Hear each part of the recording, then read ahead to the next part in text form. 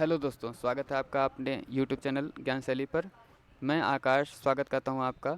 दोस्तों, आज की इस वीडियो में मैं आपके लिए यूपी पुलिस कांस्टेबल का जो 17 फरवरी 2024 अर्थात आज की डेट में जो शिफ्ट 1 में आए हुए जीके के क्वेश्चन हैं उनको मैं लेकर आया हूं। तो चलिए दोस्तों, टाइम बिना गंवाए हम लोग क्वेश्चंस को शुरू करते हैं। दोस्तों, पहला प्रश्न है, ग्रेट बैरियर रीफ किस देश के तट पर स्थित है? जिसका सही आंसर है ऑस्ट्रेलिया। अगला प्रश्न है, 1946 में भारत की संविधान सभा के अध्यक्ष कौन थे? सही जवाब है डॉक्टर राजेंद्र प्रसाद। अगला प्रश्न है, प्रयाग प्रशस्ति की रचना किसके द्वारा संस्कृत में की गई थी? जिसका सही जवाब है हरिशेन ने। हरिशेन ने प्रयाग प्रशस्ति की रचना की थी। अगला प्रश्न है, भारत के पूर्वी तट पर स्थित खारे पानी की सबसे बड़ी लैगून झील कौन सी है? तो यह चिल्का झील है। अगला प्रश्न है, श्वेत प्रकाश कितने रंगों से मिलकर बना होता है? तो यह 7 रंगों से मिलकर बना होता है।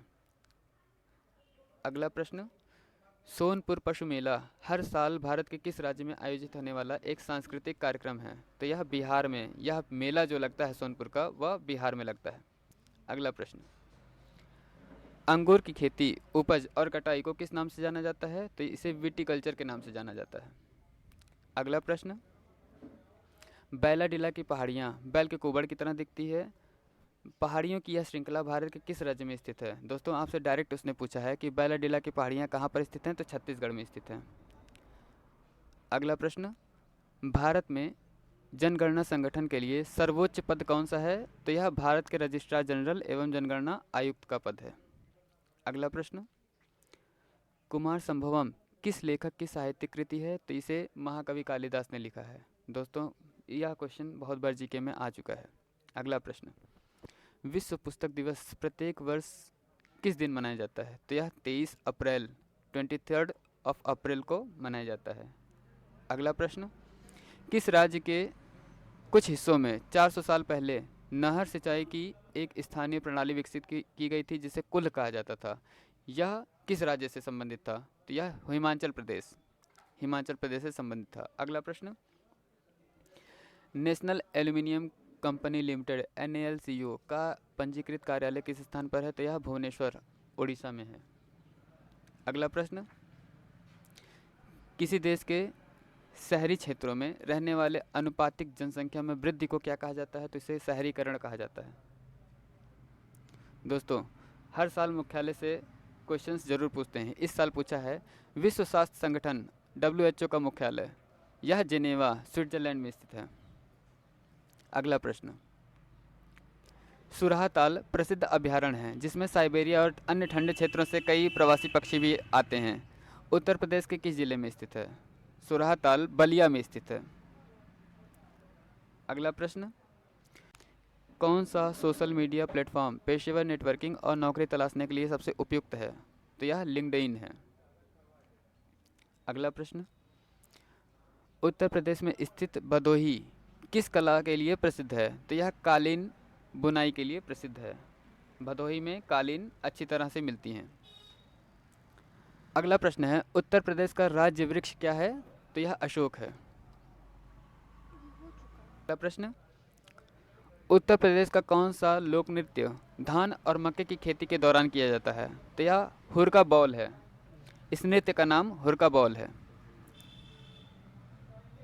अगला प्रश्न है, बनारस हिंदू विश्वविद्यालय की स्थापना पंडित मदन मोहन मालवीय ने किसके सहयोग से किया था? तो यह डॉक्टर एनी बेसेंट के सहयोग से किया गया था। अगला प्रश्न है, मथुरा किसकी जन्मस्थली है जिसे ब्रजभूमि के नाम से भी जाना जाता है? तो यह हम सभी लोग जानते हैं, यह भगवान श्री कृष्ण जी की जन्मस्थली है। इसी बात पे दोस्तों एक लाइक और एक शेयर प्लीज़ कर दीजिए, जिससे हम जितनी भी मेहनत करते हैं इसका मोटिवेशन हमारा यह लाइक और सब्सक्राइब बटन ही है। अगला प्रश्न, दोस्तों अगला प्रश्न है, अकबर का मकबरा किस स्थान पर है? तो यह सिकंदरा में है।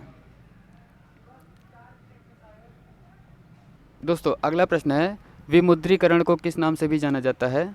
तो इसे नोटबंदी के नाम से भी जाना जाता है। अगला प्रश्न है, UPSSF का पूरा नाम बताइए।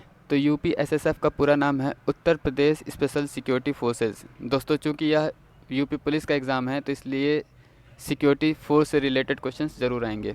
अगला प्रश्न, निवेश मित्र मोबाइल एप्लीकेशन भारत के किस राज्य की एक पहल है? तो यह उत्तर प्रदेश की पहल है। चूंकि यह उत्तर प्रदेश का क्वेश्चन है इसलिए उत्तर प्रदेश राइट आंसर है। अगला प्रश्न, टका किस देश की मुद्रा है? तो यह बांग्लादेश की मुद्रा है। दोस्तों टका बांग्लादेश की मुद्रा है। अगला प्रश्न, कौन सा बंदरगाह कक्ष गुजरात में स्थित है? तो यह कांडला बंदरगाह है और इसका अभी नाम बदल के दीनदयाल बंदरगाह कर दिया गया है। दोस्तों अगला प्रश्न है, खुदाई खिदमतगार का संस्थापक कौन था? तो इसके संस्थापक थे खान अब्दुल गफ्फार खान, जिन्हें हम सीमांत गांधी के नाम से भी जानते हैं। तो अगला प्रश्न है, केंद्रीय मंत्रिमंडल ने हाल ही में भारत और किस देश के बीच प्रवासन और गतिशीलता समझौते को मंजूरी दी है? तो इटली के साथ समझौता किया है। अगला प्रश्न है, हाल ही में भारतीय नौसेना का fast attack craft INS Kabra किस स्थान पर पहुंचा है? तो यह कोलंबो श्रीलंका में पहुंचा हुआ है। दोस्तों अगला और अंतिम प्रश्न है, पूर्व और उत्तर के बीच की दिशा इस वाक्यांश के लिए एक शब्द कौन सा है? तो यह ईशान्य। याद रखिएगा, पूर्व और उत्तर के बीच की दिशा को ईशान्य कहा जाता है। दोस्तों अगर आपको वीडियो पसंद आया तो प्लीज़ लाइक शेयर और सब्सक्राइब ज़रूर कर दीजिए। थैंक यू दोस्तों, और अगले वीडियो में फिर से हम नए शिफ्ट के पेपर्स को लेकर आएंगे। तब तक आप देखते रहिए ज्ञान शैली को। थैंक यू दोस्तों।